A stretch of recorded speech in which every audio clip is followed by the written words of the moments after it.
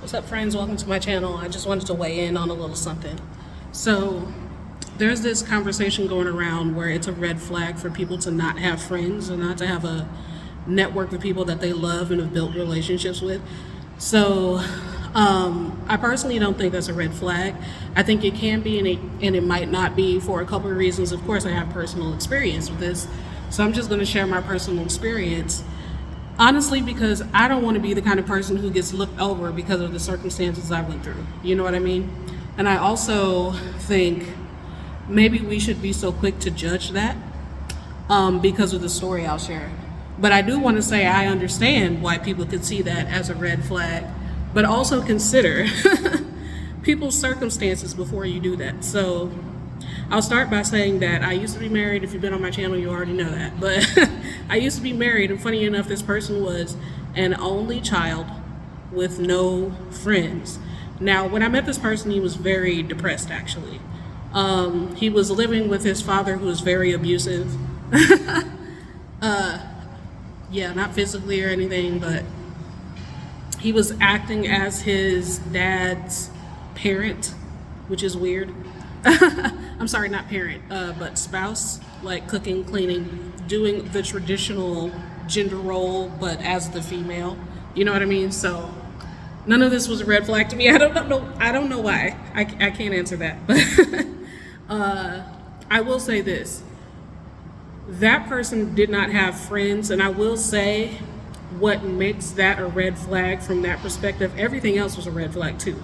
But what makes that a red flag from that person's perspective is that they needed a lot of emotional support and nurturing and all of that stuff, and they were not getting it from anywhere. So when I came around, they tried to make me the center of everything, and they tried to actually pin their life on me.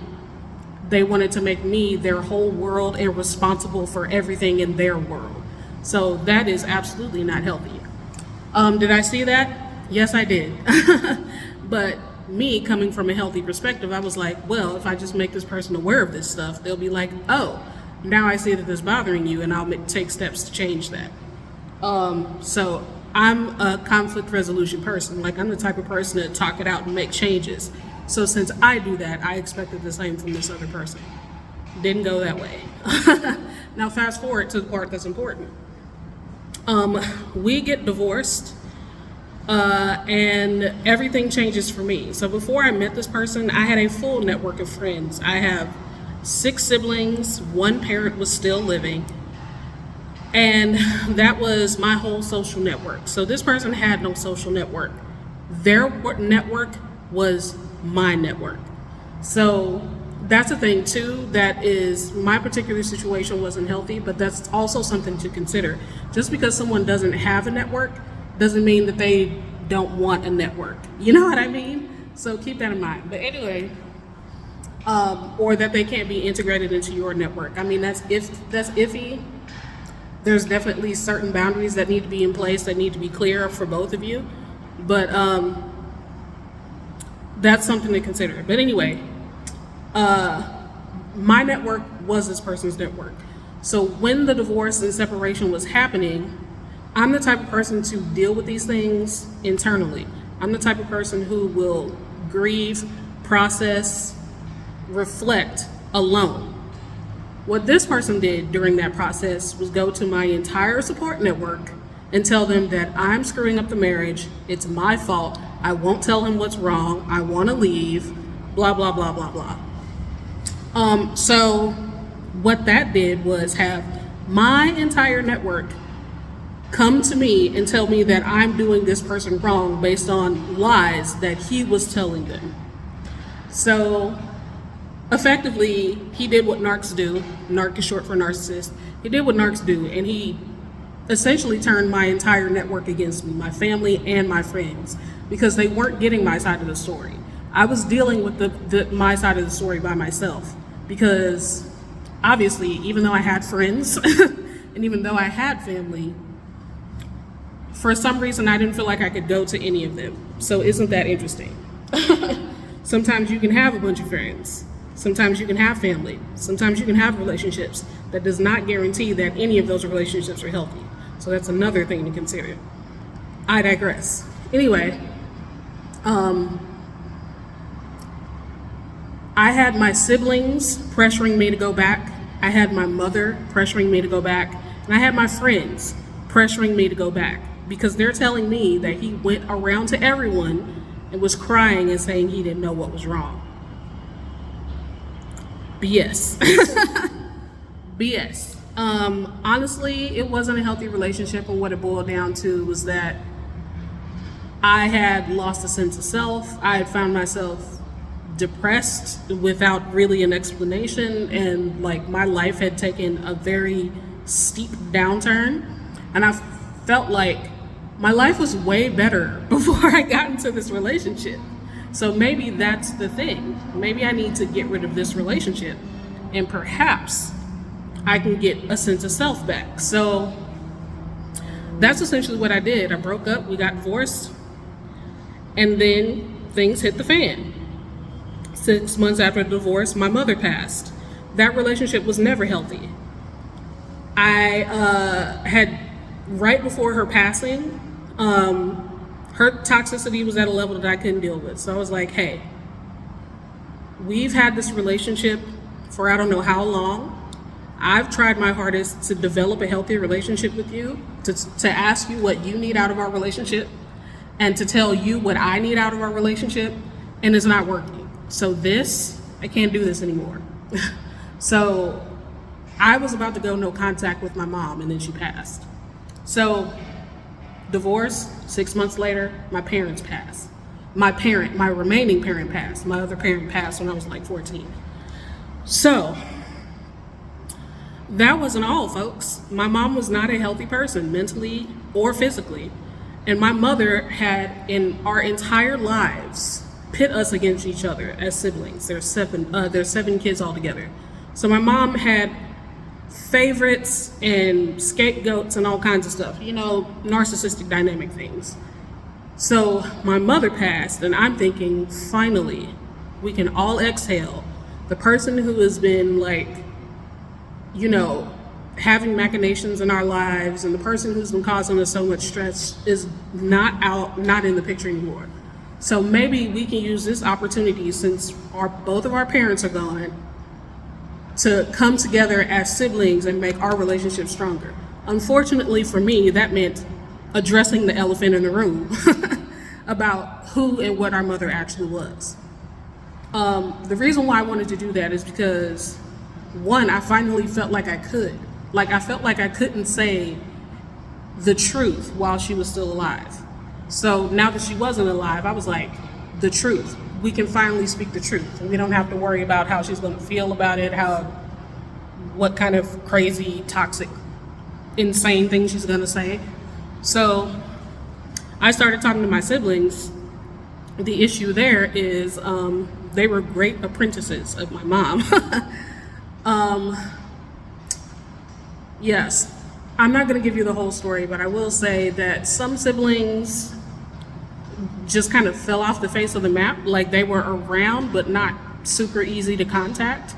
And then some other siblings just went totally toxic. And I didn't know that at the time. I was just trying to get my truth out. You know what I mean? I was just trying to bring some kind of closure to the situation. But yeah, it turned out my mother passed, and then my siblings took over. So that was what it was, right? Now, to my friend network, I maintained connections with all of my friends, but then since I was processing the relationship with my mom, and I noticed how toxic it was, and then I was starting to see the toxicity in the relationships with my siblings, I started looking at my friend group. So I didn't see any of that as toxic, you know what I mean? I'd had a lot of these friends for over a decade.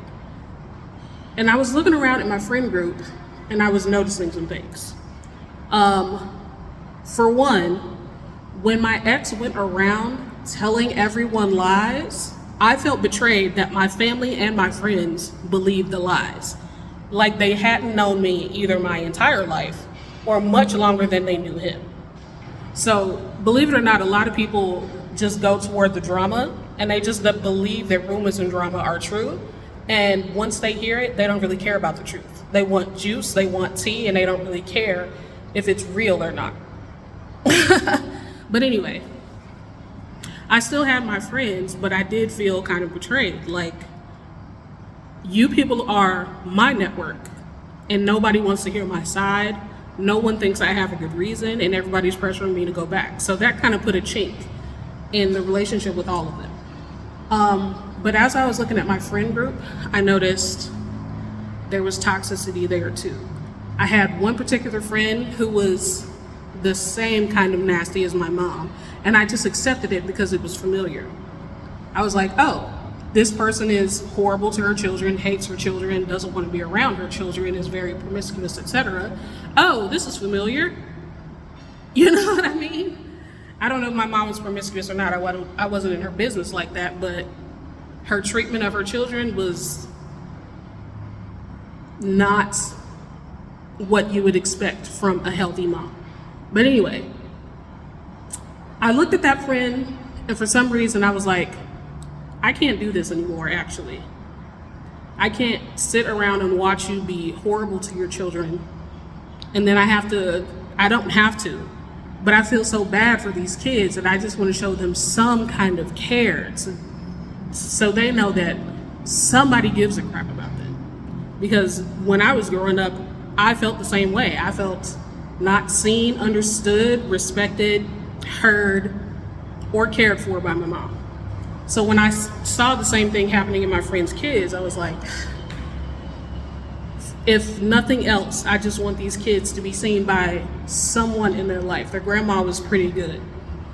But yeah, anyway, moving on. I had another friend who had recently got married. Her confidence was going in the toilet. He was doing the most insecure behaviors ever. And when I say insecure behaviors, I mean his behavior. He was conducting himself in a way that would make her feel insecure. Flirting with random girls, hiding things from her, etc., etc. Her relationship, I would later go on to see progress, was super toxic. Not to mention, it was an interracial marriage and he was racist against white people. Why? Like, why would you do that? Anyway, I digress. So it was ramping up more and more, and not only was it ramping up more and more, but it was actually changing her personality a bit. And I was like, this is not my homie. Like, this is not the person I knew before she met you. So at this point, I was just observing. I didn't make any moves, but I was just observing. I had another friend, longtime friend. If you look on my channel, I have a video about me being psychic. One of my friends introduced me to that whole world, but I finally started paying attention to her. She had been through some stuff. I had deep compassion and empathy for that, but at the same time, I paid attention to her lifestyle, and I didn't want anything to do with it. To be frank, like, I'm not gonna put her business out there nor her name out there, but I will say the lifestyle she was living, if I had not been friends with her for so long, I would not tolerate it. You know what I mean? I wouldn't associate with someone like that. So, yeah. I just started looking around. I just started reflecting. And the conclusion that I came to is, I don't know what's happening, but I cannot do this. I was liberated from the toxic relationship with my mom. My siblings grew up the same way I did. They were starting to have toxic behavior, but they were accusing me of being craziness. And I was like, maybe I need to keep them at arm's length until like we process and grieve or whatever. Then I was looking at my friend network and I was like, you're not a good person. You're in an abusive relationship. Like, while I see this and I love you guys, I don't want to be involved. So that was basically the story of how I pretty much ended all of my relationships. I was going through a very hard time. As I mentioned, I just lost a parent. The relationship was terrible, and now I was stuck with the knowledge that the relationship would never improve. It would never change. What happened is what is written, and I just got to deal with it. Then on top of that, I had just gotten divorced. It was an abusive relationship. I did not know it was abusive, and I had no idea what happened, so I couldn't begin to process it. And now, all of the relationships in my life are imploding, not just from their behavior, but how they were treating me. I would not have ended those relationships if I felt like they were good for me. You know what I mean? I would not have ended those relationships if I felt like, despite what was going on in their life, we were good. You know what I mean? So the things that they were going through were starting to affect me. And I was like, you know what? It can't. I'm going through enough. You know what I mean? So that's how I ended up leaving the state for like a few years. I just wanted to recover from everything that was happening. Fast forward to now, it's 2025. I'm in Malaysia. One of the reasons why it was so easy for me to come to Malaysia is because I didn't feel like I was leaving anything behind. Like my family relationships right now, I keep enough contact with my siblings to know if one of them gets sick. You know what I mean? As far as all of those friends that I had, I no longer have those friends. And that was a deliberate choice on my part. So this whole narrative that people can't hold relationships if they don't have any friends, or people who don't have friends or a network is a red flag. I feel like you probably need to get the story first and then pay attention to how they talk about it. Like in my particular story, it seems like everybody else is the bad guy, right? Don't think I haven't reflected on my part in every single one of these relationships. The one particular friend that was like my mom, I knew it from the beginning, but I accepted it. And one, it was familiar, and two, she was a friend of my friend, so I accepted her. I actually was introduced to her via a mutual friend. So as part of her network, I accepted her, but also because she was familiar, I accepted her. Again, these other friends, none of them were like that. To my knowledge, when I first became friends with them. I knew another thing to know, all of my friends came from abuse or trauma of some kind. So did I. So in an effort to get some healing, I wanted to change and I wanted to move forward, putting myself in healthy positions, in healthy environments, in healthy relationships. And it occurred to me at some point that I need to shed the relationships that are not healthy. So that's what I chose to do. So I'm making this video pretty much for myself and for everybody else who has similar situations. People don't understand how, if you are coming out of an abusive relationship, most of the time those relationships are isolated. So that means they separate you from your network. So if you are the type of person who came out of that situation, you are healing and you are starting to build relationships, I don't want those people to be dismissed just because they don't already have a network. Another thing is, just because you do have a network, the quality of the network is very important, which was a lesson that I learned personally.